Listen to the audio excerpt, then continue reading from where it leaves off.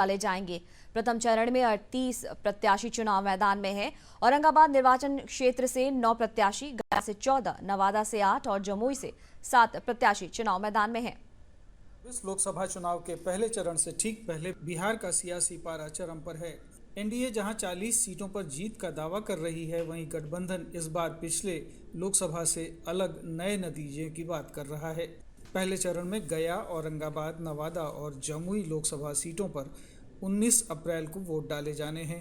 इन चारों में से अब तक एनडीए की तरफ से गया से जीतन राम मांझी, औरंगाबाद से सुशील कुमार सिंह, नवादा से विवेक ठाकुर और जमुई से चिराग पासवान के बहनोई अरुण भारती चुनाव लड़ रहे हैं। वहीं इन सीटों पर महागठबंधन की तरफ से राजद ने गया से कुमार सर्वजीत, औरंगाबाद से अभय कुशवाहा, जमुई से अर्चना रविदास, जबकि नवादा से श्रवण कुशवाहा को टिकट दिया है। अगर राजद की बात करें तो इन 4 सीटों पर राजद की स्थिति बहुत मजबूत नहीं है। पहले चरण के चुनाव को लेकर एनडीए और राजद ने अपनी अपनी खास रणनीतियां बनाई हैं। गया सीट पर एनडीए की तरफ से जीतन राम मांझी मैदान में है। अगर गया सीट की बात करें तो गया सुरक्षित सीट है, जहां बड़ी संख्या में दलित वोट बैंक है। गया सीट पर मांझी समुदाय का दबदबा हमेशा देखा गया है।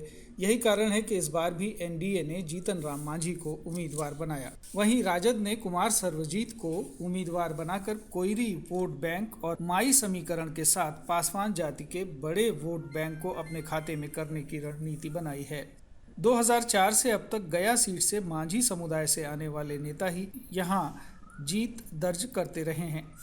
2004 में अंतिम बार राजद की ओर से राजेश मांझी ने जीत दर्ज की थी।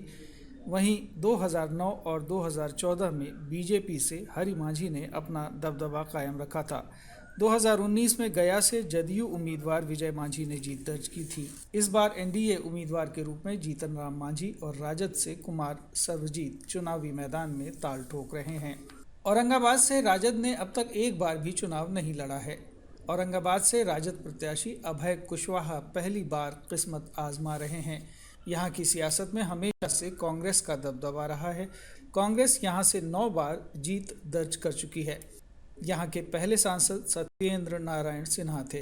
पहली बार 1989 में सत्येंद्र नारायण सिन्हा के परिवार को हार का सामना करना पड़ा था। तब राम नरेश सिंह ने जनता दल के टिकट पर जीत दर्ज की थी।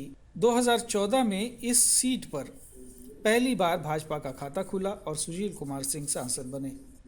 2019 में भी सुशील कुमार सिंह ने यहां से भाजपा को विजय दिलाई थी। नवादा की अगर बात करें तो नवादा में 2004 में अंतिम बार राजद के वीरचंद पासवान ने जीत दर्ज की थी। उसके बाद अब तक एनडीए की पकड़ मजबूत रही है। 1996 के बाद यहां भाजपा का वर्चस्व रहा है। 1952 से अब तक 8 बार कांग्रेस, 4 बार भाजपा, 2 बार सीपीआईएम, 1 बार राजद और 1 बार निर्दलीय का कब्जा रहा है। बीजेपी से नवादा से इस बार विवेक ठाकुर को उम्मीदवार बनाया गया है। जमुई लोकसभा सीट अनुसूचित जाति के उम्मीदवारों के लिए आरक्षित है।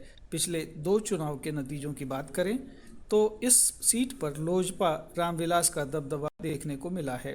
2019 के चुनाव में रामविलास पासवान के बेटे चिराग पासवान ने रालोसपा के भूदेव चौधरी को 3.5 लाख से भी अधिक वोटों से हराया था। वहीं 2014 के चुनाव में चिराग ने यहां से राजद के उम्मीदवार सुधांशु कुमार भास्कर को 86,000 वोटों से शिकस्त दी थी।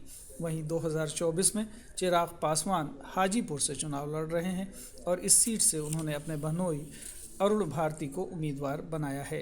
वहीं राजद ने इस बार जमुई से अनुसूचित जाति की उम्मीदवार अर्चना रविदास को चुनावी मैदान में उतारा है, जिससे अनुसूचित जाति के बड़े वोट बैंक को साधने की कोशिश रहेगी। ब्यूरो रिपोर्ट, दूरदर्शन समाचार, पटना। बुलेटिन में